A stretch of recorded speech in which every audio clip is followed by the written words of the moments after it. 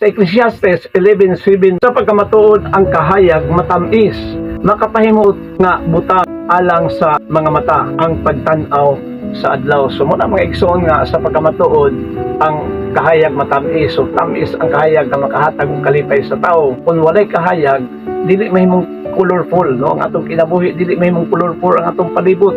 Munang ang kahayag nagahatag og kalipay. Mag-unsa man na kay mga nindot nga mga butang dinhi sa kalibutan, naghari ang kangitngit, ang mahitabo mga igsoon, dili makita ang maong katahom sa mga butang nga gihatag sa Ginoo sa imong kinabuhi. Maingon man usab mga igsoon, ang Kristo nga naa sa atong kinabuhi kay nag-ingon ang balak kasulatan, ingon si Jesus, I am the light of this world. Whoever follows me will never walk in the darkness but have the light of God.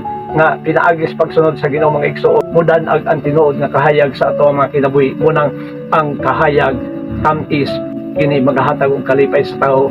God bless. To God be all the glory.